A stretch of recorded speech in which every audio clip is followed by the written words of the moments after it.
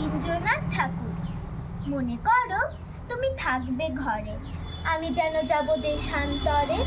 খাটে আমার বাঁধা আছে তরি, জিনিসপত্র নিয়েছি সব ভরি। ভালো করে দেখতো মনে করি, কি এনে মা দেব তোমার তরে। চাস কি মা তুই এত এত সোনা, সোনার দেশে করবো আনাগোনা।